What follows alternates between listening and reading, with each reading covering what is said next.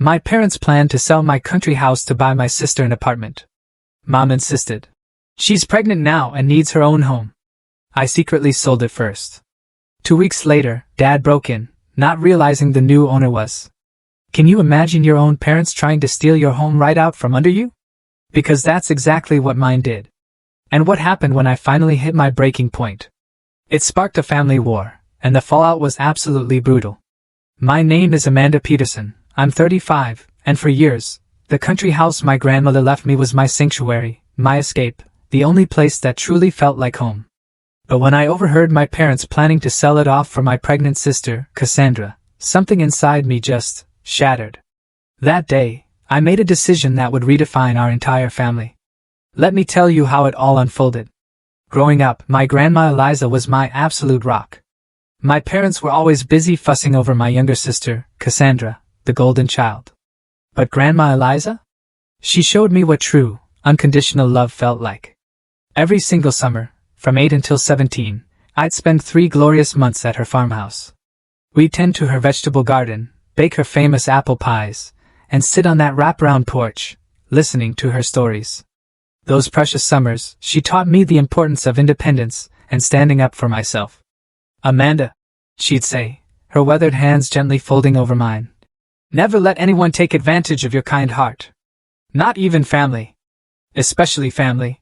At the time, I thought she was just sharing general wisdom. I had no idea how chillingly prophetic those words would become. The house itself was a charming 3-bedroom farmhouse, sitting on 2 acres about 90 minutes from the city where I worked as a real estate agent. Built in the 1940s, it had solid oak beams, hardwood floors that creaked in all the right places, and windows that caught the morning light perfectly. There was a small apple orchard, a beautiful vegetable garden, and a detached garage Grandma had converted into a painting studio. When Grandma Eliza passed away 5 years ago, I was completely devastated. She was 88, and while her death wasn't unexpected, the pain of losing her hit me harder than I could have imagined. At the reading of her will, I was genuinely surprised to learn she'd specifically left the country house to me, along with a letter explaining why. My dearest Amanda, it read, I am leaving this house to you because you are the only one who truly loves it as I did. I have watched you connect with this land since you were a little girl. This house has stories in its walls, and I know you will honor them and add your own chapters. This is not just a piece of property. It is a piece of who you are. Her words, even now, bring tears to my eyes. My parents seemed supportive at first. They had their own comfortable home in the suburbs and had never shown much interest in the old country place, as they called it. My sister Cassandra, 28 years old and still the golden child, was far too focused on city life to care about a house that didn't have shopping malls within walking distance. Over the past 5 years, I poured my heart, soul, and a significant portion of my savings into preserving and improving that property. I updated the plumbing and electrical, restored the original hardwood floors, and replanted the garden using the heirloom seeds Grandma had saved. Every weekend I could manage, I'd drive out Friday evening and return Sunday night, my spirit completely recharged by the peace I found there. It truly was my sanctuary. The contrast between my sister and me couldn't have been more stark. While I'd built a stable career as a real estate agent, eventually becoming one of the top sellers at my firm, Cassandra bounced between jobs, relationships, and apartments. Our parents constantly made excuses for her free spirit and artistic temperament. Meanwhile, my practical nature and 60-hour work weeks were just expected, never celebrated. Your sister is sensitive. My mother would sigh whenever Cassandra quit another job because her boss just didn't understand her. My professional achievements, however, were usually met with brief nods and quick subject changes. Despite this imbalance, I maintained a cordial relationship with my family. Sunday dinners at my parents' house were a monthly tradition, though I often felt more like an observer than a participant. Conversations revolved around Cassandra's latest drama or my parents' social circle. Everything changed 3 months ago when Cassandra announced she was pregnant. Her boyfriend, Tyler, whom she'd been dating for just under a year, sat uncomfortably at the dinner table as my sister shared the news. My parents were initially shocked, then quickly transitioned to absolutely ecstatic about their first grandchild. This changes everything, my mother declared, squeezing Cassandra's hand. You two need to start preparing for this baby. I offered my genuine congratulations, though privately, I had some serious concerns about Cassandra's readiness for parenthood, given her unstable lifestyle. Those concerns proved warranted. Over the following weeks, the couple's living situation became a frequent topic. "They can't possibly stay in that tiny one-bedroom apartment with a baby," my mother fretted during one Sunday dinner. "Rent is so expensive these days," my father added, looking meaningfully in my direction. "It's hard for young people starting out." I sensed the conversation was heading toward an ask for financial help, which wouldn't have been the first time. Over the years, I'd loaned Cassandra money for various emergencies, none of which had ever been repaid. Given my stable income, I had already resigned myself to the likelihood of being asked to contribute to my future niece or nephew's needs. What I did not anticipate was how far my family would go in their expectations. It was during one of those Sunday family dinners, about 2 months after Cassandra's pregnancy announcement, that I accidentally discovered their plan. I had excused myself to use the bathroom, and was walking back down the hallway when I heard my father's voice from the kitchen. "I think we should list the country property next month. Spring is the best time to sell, and we could get top dollar in this market." I froze mid-step, thinking at first he must be discussing one of his own investment properties. My father had dabbled in real estate over the years, though he had always refused my professional advice. "Do you think Amanda will fight us on it?" my mother responded. Her voice was hushed, but clear enough for me to hear. The mention of my name sent a chill down my spine. They couldn't possibly be talking about my house. The house that was legally mine, left to me in my grandmother's will, which I had been maintaining and improving with my own money for 5 years. "She has to understand," my father continued. "Cassandra is starting a family. She needs her own place, not some cramped apartment. Besides, Amanda doesn't even live there full-time. It's just sitting empty most of the week." I felt my hands begin to shake as the horrifying reality of their conversations sank in. They were planning to sell my house, my inheritance, my sanctuary, without even discussing it with me. As if it were a communal family asset rather than my personal property. "We should bring it up after dessert," my mother suggested. "Emphasize how important this is for the baby. Amanda has always been reasonable." By reasonable, I knew she meant compliant. The perfect daughter who never caused trouble, who went along with family decisions without protest. The reliable one who could be counted on to sacrifice for her sister, as I had been doing my entire life. I must have made some sound, because the conversation abruptly stopped. Gathering myself, I walked into the kitchen with what I hoped was a neutral expression. "Need any help with dessert, Mom?" I asked, my voice surprisingly steady despite the storm brewing inside me. "No, dear, just getting the coffee ready. Go sit down. We'll be right there." I returned to the dining room where Cassandra was showing Tyler something on her phone. Both laughing. My sister looked up at me with a smile that now seemed calculating rather than warm. "Everything okay, sis? You look weird." "Just tired from work," I replied, taking my seat. When my parents returned with coffee and my mother's famous apple pie, I waited for them to broach the subject. Part of me desperately hoped I had misheard or misunderstood, that they couldn't possibly be planning what I thought they were. My father cleared his throat after serving the pie. "Amanda, we wanted to discuss something important with you. It's about your grandmother's house." "My house," I corrected quietly, a coldness settling in my chest. He blinked momentarily, thrown off script. "Yes, well, technically, but we've been thinking about Cassandra's situation." My mother jumped in, her voice taking on the syrupy tone she used when trying to persuade someone. "Your sister is going to have a baby, Amanda. They need space, a proper home to raise a child, and? I prompted, my voice barely a whisper. "And we think the most sensible solution would be to sell the country house," my father stated plainly. "It would provide enough money for a down payment on a nice apartment for Cassandra and Tyler. Something with 2 bedrooms in a good school district." I stared at them, waiting for some acknowledgement of the sheer audacity of what they were proposing. None came. "That house belongs to me," I said slowly, emphasizing each word. "Grandma left it to me in her will. I've been paying the taxes, the insurance, the maintenance. I've put thousands of dollars of my own money into renovations. No one is saying you haven't done a lovely job with it," my mother rushed to add. "But be practical, Amanda. You only go there on weekends. Your sister needs a home every day. So buy her one," I replied, my voice hardening. Why does it have to be my house that gets sold? Because we don't have that kind of money just sitting around. My father snapped, his reasonable facade cracking slightly. This is about family, helping family. Your sister is pregnant, my mother added, as if I could have somehow forgotten this fact.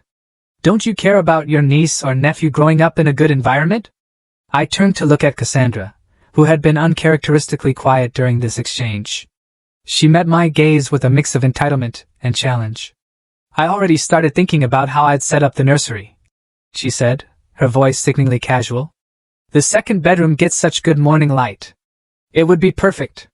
The casual way she spoke about my space, the room where I kept my grandmother's quilts and my own painting supplies, ignited something fierce within me.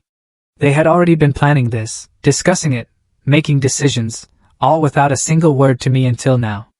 Let me get this straight, I said, setting down my coffee cup carefully to hide the trembling of my hands. You want me to give up the house my grandmother specifically left to me, that I have lovingly maintained for 5 years, so you can sell it and give the money to Cassandra for an apartment? Not give up, my father corrected, ever so precise. You would get a portion of the proceeds too, of course. How generous, I replied, unable to keep the bitterness from my voice. And did anyone consider asking me before making these plans? Or did you just assume I would go along with it, as always? Amanda, my mother sighed. Don't be difficult. This is what families do. They support each other. Support goes both ways, Mom. I shot back, my voice laced with a frustration I'd suppressed for decades. When is anyone in this family supported for what I want, what I need? A tense silence fell over the table. This was not how our family operated. Open conflict was avoided, particularly when it came to Cassandra getting her way. Tyler, looking deeply uncomfortable, finally spoke up. Maybe we should discuss this another time when everyone is calmer. There's nothing to discuss, I said, standing up abruptly. The house is mine. I will not be selling it. Not now. Not ever. Amanda, my mother gasped. Sit down. We're not finished. I am, I replied, grabbing my purse. Thank you for dinner. As I headed for the door, my father called after me. Think about it. Family has to come first. I paused with my hand on the doorknob. That is exactly what I am doing. I left without another word. The slam of the door behind me punctuated my exit in a way that was deeply out of character for the accommodating daughter I had always been. As I sat in my car, hands gripping the steering wheel, I realized they had fully expected me to eventually agree. After all, I always had before. Not this time. The next weekend, I drove to the country house with a heaviness in my heart I had never associated with this place before. For 5 years, crossing the threshold of the old farmhouse had always brought an immediate sense of peace.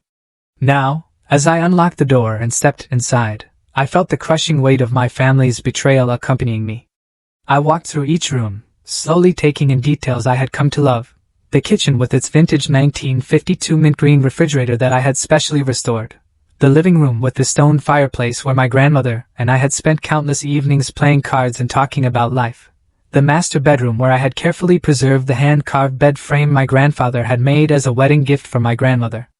Out on the wraparound porch, I sat in Grandma's rocking chair and tried to imagine this place belonging to strangers. The thought brought physical pain. This house was not just wood and nails and property value. It was memories, connection, and the only place where I truly felt my grandmother's presence. My phone had been buzzing consistently since I left my parents' house the previous Sunday. I had responded minimally, sending only brief texts, assuring them I was fine but needed space. Now, as I sat on the porch watching the sunset paint the sky in shades of orange and pink, my mother called again. Amanda, she began without preamble when I answered. I wish you would stop this sulking. We are trying to have a serious family discussion. There is nothing to discuss, I replied, keeping my voice even, though my blood was starting to boil. This is my house. I am not selling it. Your sister is in tears, she countered, wielding the weapon that had always worked before. Cassandra's tears had been the trump card in our family dynamics since childhood. I'm sorry to hear that, I said, surprising myself with my lack of usual guilt. But that does not change my decision. Your father has already spoken to a realtor friend of his. He says we could list next week.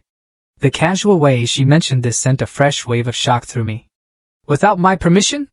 Mom, I'm the legal owner. Only I can sell this house. Don't be technical, Amanda. She sighed, exasperated. This is a family matter. No, it is a legal matter. And I am telling you clearly, I will not be selling my house. The conversation ended with my mother's frustrated huff and a click as she hung up on me. That was only the beginning. Throughout the weekend, the calls and texts continued. My father sent links to apartments he thought would be perfect for Cassandra, along with notes about how much they would cost. My sister sent photos of baby furniture with captions like, "This crib would look so cute in the upstairs bedroom." By Sunday evening, as I was preparing to return to the city, I received the most shocking message yet. My father texted, "We have arranged an open house for next Saturday. Please make sure the place is tidy." I called him immediately. "You did what?" "Now, Amanda," he began in his placating tone. "We just thought we would get the ball rolling. People are very interested in country properties right now." "Cancel it," I said firmly, my voice low and dangerous. "You have no right to show my house to anyone. We still have the spare key from when we helped you move some furniture last year." He continued as if I had not spoken. "So don't worry about being there. We'll handle everything." The sickening realization that my parents had been accessing my property without my knowledge or consent was the final straw. This had gone beyond mere entitlement to something that felt dangerously close to theft.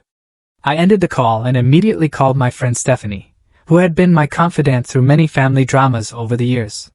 "They did what?" she exclaimed after I explained the situation. "Amanda, that is not just inconsiderate. It is illegal. They cannot sell property that does not belong to them." "I know," I sighed, running a hand through my hair. "But they don't seem to care about that minor detail. What are you going to do?" I stared out at the darkening sky, the first stars beginning to appear. "I don't know yet, but I am not going to let them take this from me." "Good," Stephanie said firmly. "It's about time you stood up to them. They've been taking advantage of your good nature for years." After we hung up, I sat for a long time thinking about my options. I could change the locks, but that would only be a temporary solution. I could confront my parents again, but they had already shown they were unwilling to listen to reason. I could involve lawyers, but the thought of legal action against my own family made me sick to my stomach. As I drove back to the city that night, an idea began to form. It was extreme, perhaps even a bit vindictive, but the more I thought about it, the more it felt like my only option for taking control of the situation. I was a real estate agent. If anyone was going to sell my house, it would be me. And it would be on my terms, not theirs. The decision settled in my mind like a weight being lifted. By the time I reached my apartment, I knew exactly what I was going to do. My parents wanted to sell my house for Cassandra? Fine. But they were about to learn a harsh lesson about making assumptions about my compliance. Monday morning, I went straight to my broker's office. "Darren," I said as I sat down across from him, "I want to list my own property, and I need it to happen fast." The next 2 weeks were a blur of activity. As one of the top agents at my firm, I knew exactly how to position the property for a quick sale. I called in favors from photographers, stagers, and listing specialists. By Wednesday, professional photos showcasing the charming character of the farmhouse and the beauty of the surrounding land were ready. I carefully crafted the listing description myself. Historic farmhouse with modern amenities set on 2 acres of landscaped grounds, including established apple orchard. Original hardwood floors, stone fireplace, and handcrafted details throughout. Updated kitchen and bathrooms, new roof, and completely rewired. 90 minutes from downtown. Perfect weekend retreat or year-round residence for those seeking peace without sacrificing comfort. I deliberately priced it slightly below market value, knowing this would generate immediate interest. While I wanted a quick sale, I was not desperate enough to give the property away. The current market for country homes was strong, with city dwellers increasingly looking for escape properties within commuting distance. My broker, Darren, raised an eyebrow at my urgency but asked few questions. We had worked together long enough for him to trust my judgment, even if he sensed there was more to the story than I was sharing. "Any special requests for showing protocols?" he asked as we finalized the listing agreement. "Yes," I replied, my resolve hardening. "No public open houses. Qualified buyers only with proof of funds or pre-approval, and I want to personally approve every showing. This would allow me to control who saw the property and when, reducing the chances of my parents or sister finding out prematurely. I had been deliberately vague in my communications with them over the past few days. Not outright lying, but certainly not volunteering information about my plans. When my father texted asking if I had come to my senses yet, I simply replied that I was thinking things through.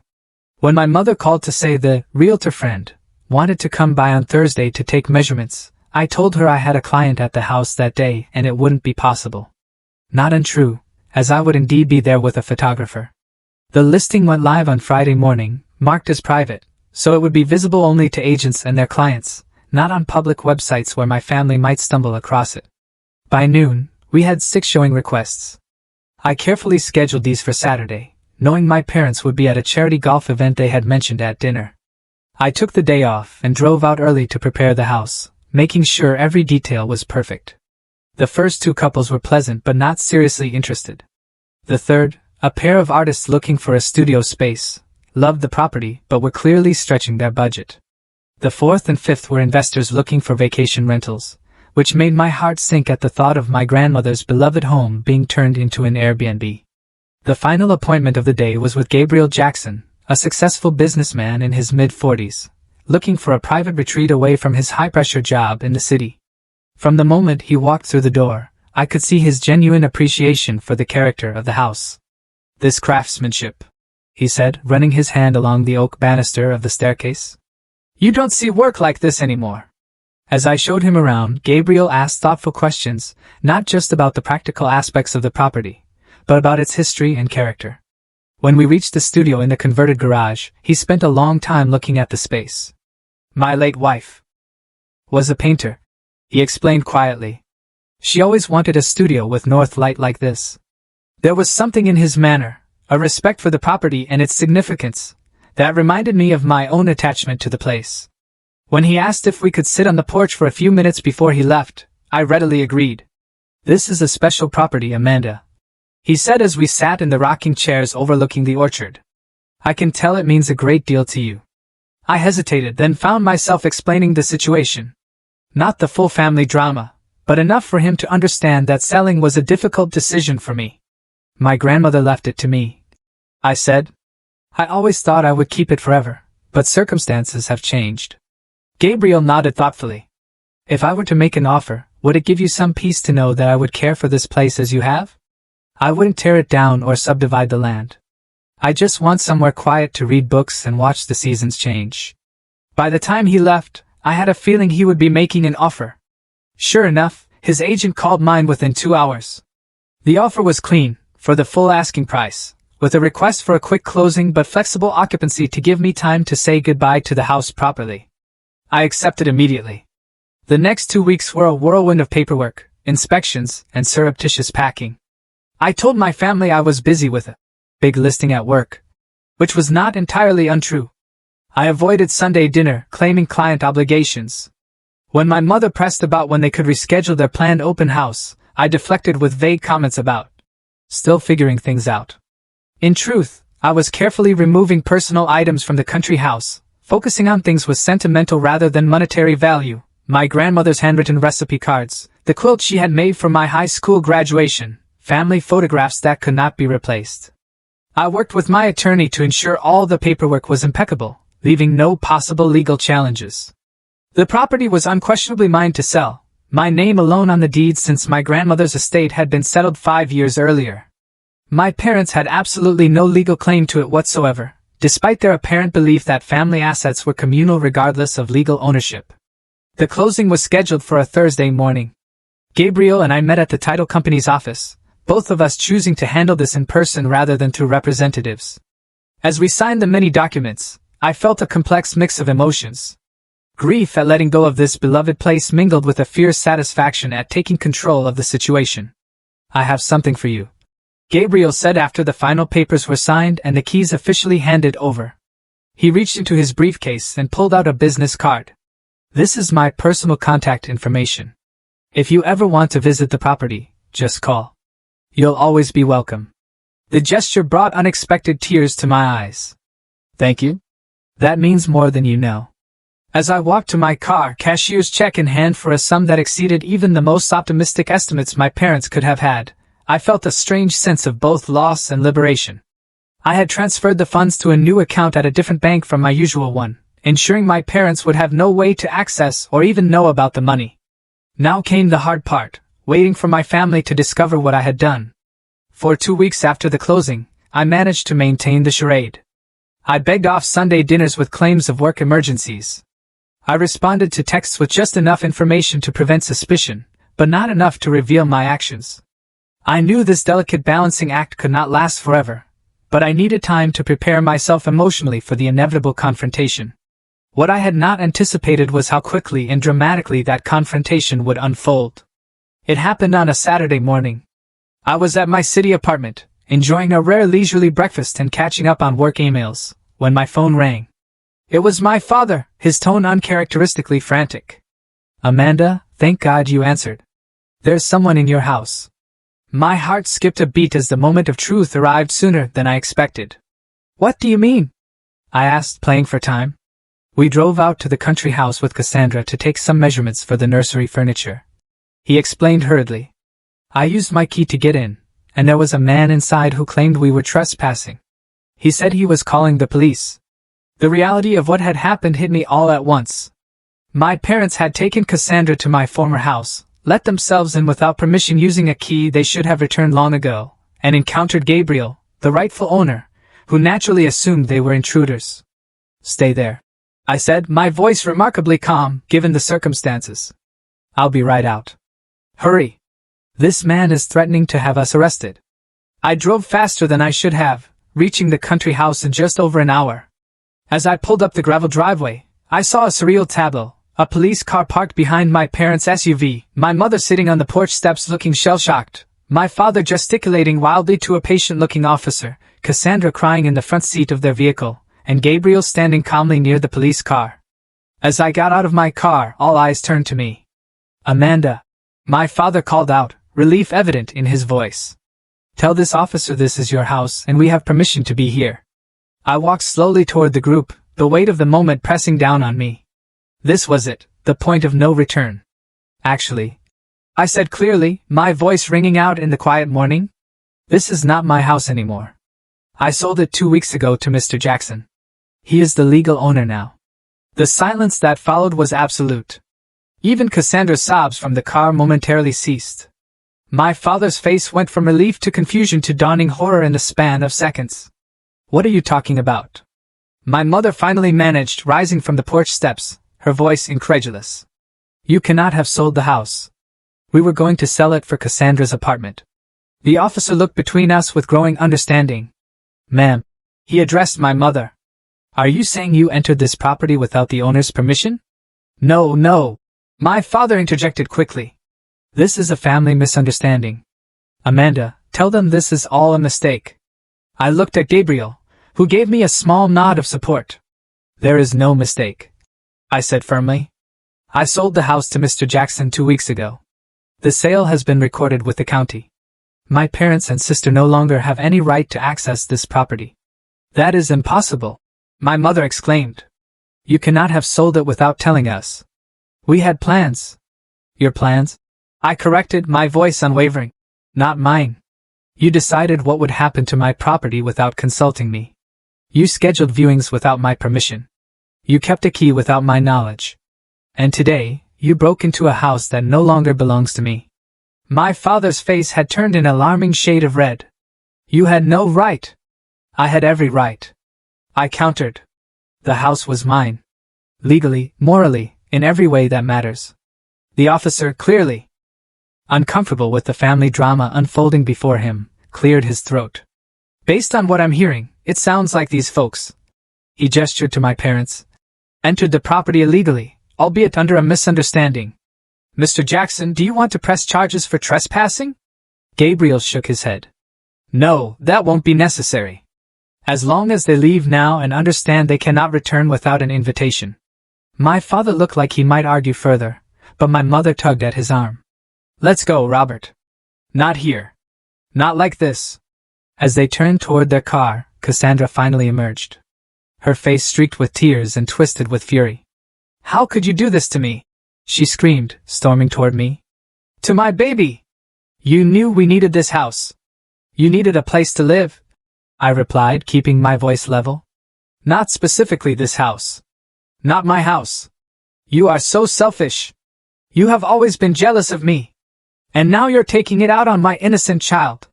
My father had to physically guide her back to the car as she continued to shout accusations. Through the open window, I could hear her sobbing that I had ruined everything and never cared about family. As they drove away, the officer tipped his hat.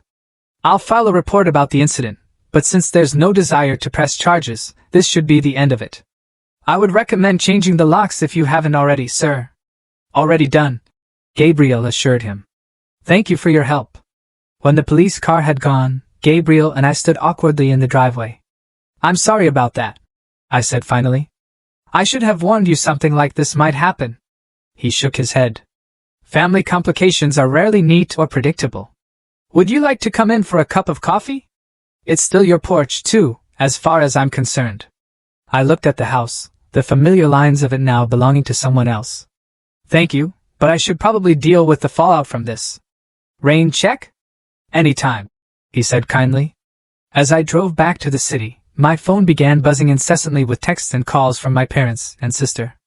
I turned it off, needing space to process what had just happened. The confrontation had been every bit as awful as I had feared.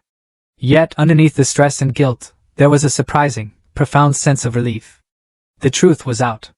For better or worse, I had stood my ground.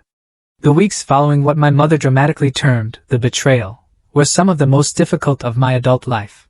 My family alternated between icy silence and explosive outbursts, with no middle ground for actual conversation. My father sent a formal-looking letter demanding I turn over the proceeds from the sale, claiming they were rightfully family funds intended for Cassandra's apartment. My mother left tearful voicemails about how I had broken her heart and destroyed the family. My sister blocked me on all social media and told mutual friends I had abandoned her in her time of need. Extended family members soon got involved, having heard wildly varying versions of the story. My Aunt Carol called to ask if it was true I had sold the family homestead out from under everyone. My cousin Patrick texted to say he thought I had done the right thing standing up for myself, but he was in the minority. The narrative being spread was that I, the selfish career woman, had callously disregarded the needs of my pregnant sister out of spite and greed. Few seemed interested in hearing my side, that the house had been legally mine alone, that I had maintained it for years with no help from anyone, that my family had attempted to appropriate it without my consent. There were moments I questioned my decision, wondering if I should have found some compromise. Perhaps I could have loaned Cassandra money for a down payment, while keeping the house. Maybe I could have sold it and split the proceeds more equitably. The guilt would creep in during quiet moments, making me wonder if I had overreacted. Then I would remember the entitlement in their voices as they discussed selling my property, as if I had no say in the matter. I would recall my sister's casual assumption that the bedroom where I kept my most precious possessions would become her baby's nursery. I would think of my grandmother's letter, trusting the house to me, specifically because she knew I would honor its history and significance.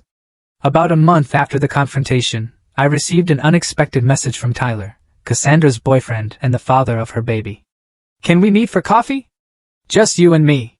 There are some things you should know. Curious and a bit wary, I agreed to meet him at a cafe halfway between my office and his workplace. When he arrived, he looked tired and stressed, the impending responsibility of fatherhood clearly weighing on him. Thanks for coming, he said as he slid into the booth across from me. Cassandra would kill me if she knew I was talking to you. I appreciate you reaching out, I replied. How is she doing? And the baby? They're both fine, health-wise, but... He hesitated, stirring his coffee absently. There are things about our situation that your family hasn't been honest about. Over the next hour, Tyler shared revelations that completely shifted my understanding of the entire scenario. Contrary to the impression my parents had given, he and Cassandra were not in dire financial straits. Tyler had a stable job in IT with good benefits. They could afford their apartment comfortably, and while it was small, it was in a good neighborhood with excellent schools nearby. I never wanted your house, he admitted. I was shocked when Cassandra told me that was the plan. I kept saying we could save for our own place, but she insisted her parents had promised they would take care of everything. Moreover, Tyler revealed that he had been deeply uncomfortable with how I was being treated throughout the situation. The way they talked about you when you weren't around, like you owed them this massive favor and were being difficult for not immediately agreeing. It just didn't sit right with me. Most surprisingly, Tyler confessed that he had been saving for a down payment on a modest condo for over a year. I wanted it to be a surprise for when the baby came, but now I don't know if that's what Cassandra even wants.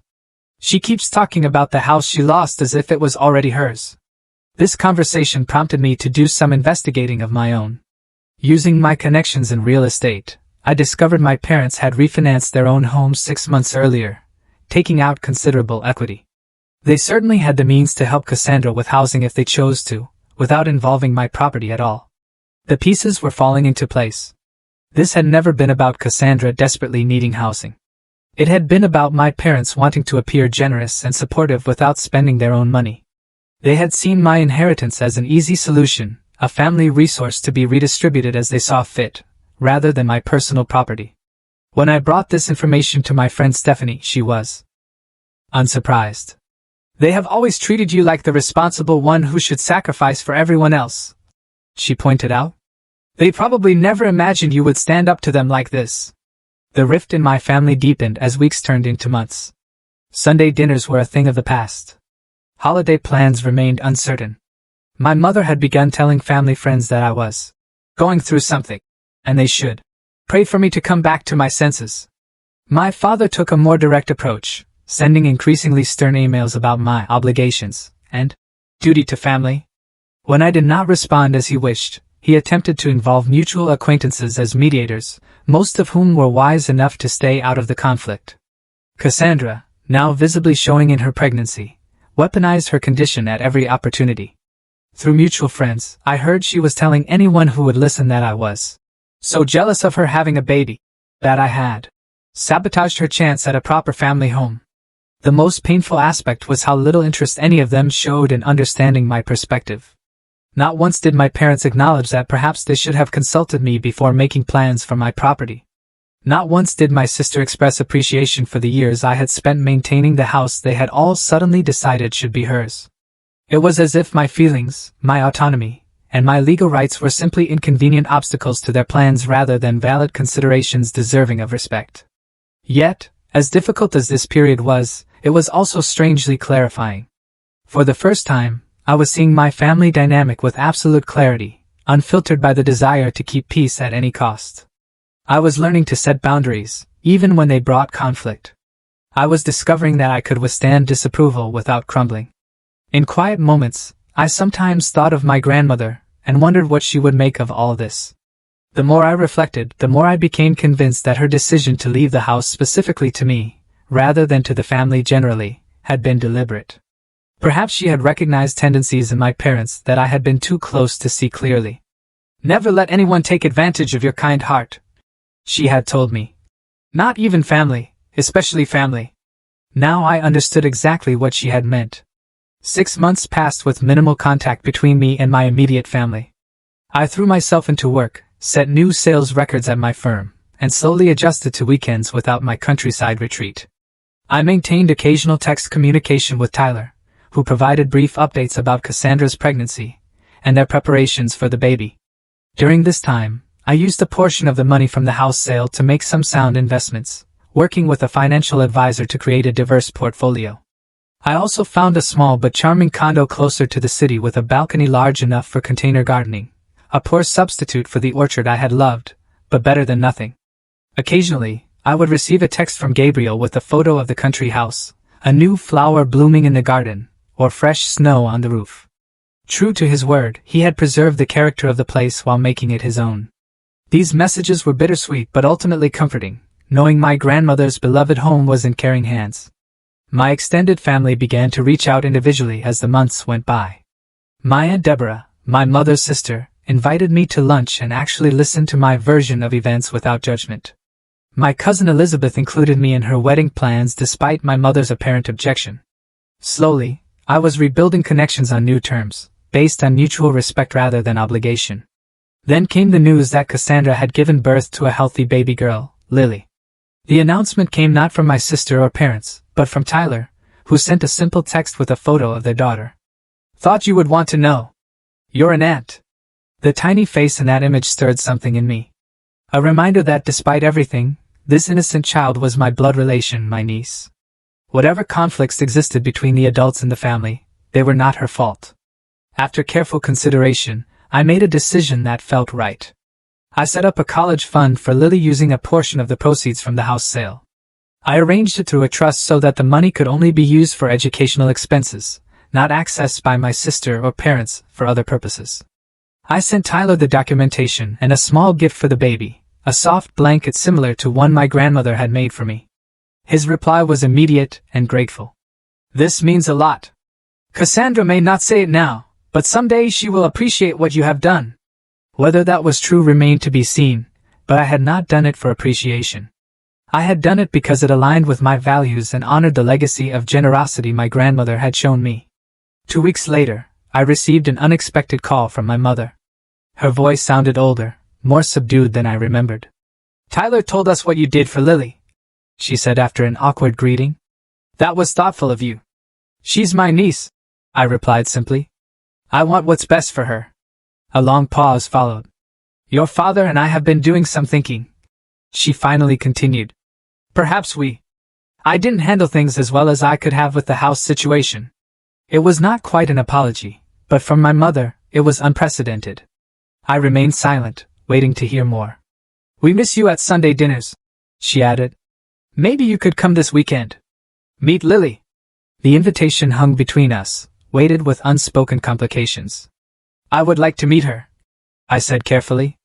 But Mom, I need to know that you understand why I did what I did. I cannot just pretend nothing happened. Another long pause. I can't speak for your father or sister, she said finally. But I have come to see that we should have respected that the house was yours. We should have asked, not assumed. It was a small acknowledgement, but significant coming from a woman who had never admitted fault in my memory. Thank you for saying that, I replied, my voice softening. It means a lot. That Sunday dinner was tense, but civil. My father was stiffly polite, clearly uncomfortable, but making an effort. Cassandra was cold at first, but softened somewhat when she saw how naturally I took to holding Lily. The baby was beautiful, with Cassandra's blue eyes and Tyler's dark hair. A new life untainted by adult conflicts. The college fund was very generous, my father said as we ate dessert, the first direct reference to the situation all evening. Cassandra tells me it will cover 4 years at a good school. I wanted to do something meaningful for Lily, I explained. Something that would make a difference in her future.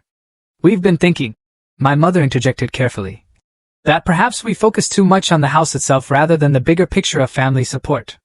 Your father and I have decided to help Tyler and Cassandra with a down payment on a condo they found. One they can afford the monthly payments on themselves. This was new information, and judging by Cassandra's expression, a recent development. That sounds like a good solution, I replied. It's what we should have done from the beginning. My father admitted gruffly, the closest he would likely come to acknowledging his error. As the evening progressed, I found myself sharing a quiet moment with Cassandra on the porch while she rocked Lily to sleep. I was really angry at you, she said softly, not looking at me. I felt like you chose a house over me and my baby. That was never the choice, I replied. I felt like my autonomy, my right to make decisions about my own property, was being completely disregarded.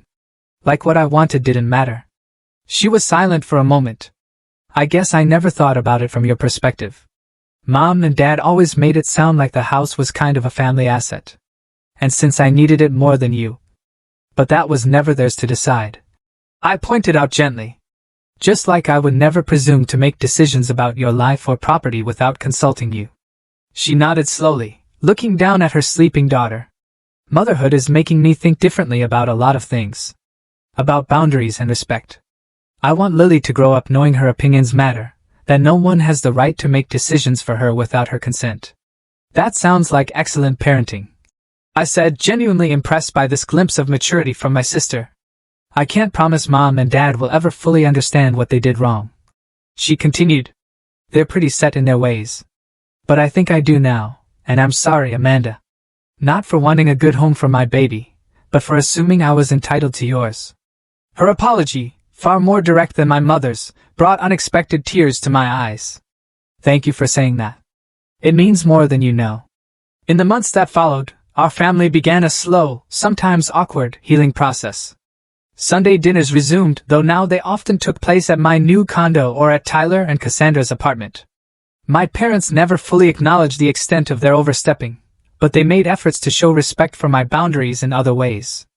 I maintained my friendship with Gabriel, occasionally accepting his invitation to visit the country house. It was different now, seeing it as a guest rather than an owner, but there was healing in that too. A reminder that letting go did not have to mean losing everything. As Lily grew from newborn to infant to curious crawler, she became a bridge between previously fractured relationships. It was impossible to hold grudges while watching her discover the world with wide-eyed wonder. Through her, I found a new connection to my sister, a shared investment in the future that transcended past conflicts. My grandmother had been right all along. Family was important, vital even, but healthy family relationships required respect, boundaries, and the courage to stand firm when those boundaries were crossed. The house she had left me had ultimately taught me that lesson in unexpected ways. In the end, I did not regret selling the country house. What I had gained, painful though the process had been, was something more valuable. The knowledge that I could stand up for myself, even against those I loved most, and emerge stronger on the other side. Family love, I had learned, should never require the sacrifice of your self-respect. True family support goes both ways, honoring each person's autonomy while offering genuine help. It took a crisis to teach us all that lesson, but some lessons are worth the difficult path to understanding. What about you? Have you ever had to make a difficult decision that put you at odds with family members? How did you handle it? Was there eventual healing or understanding? Please share your experiences in the comments below. I'd love to hear your thoughts.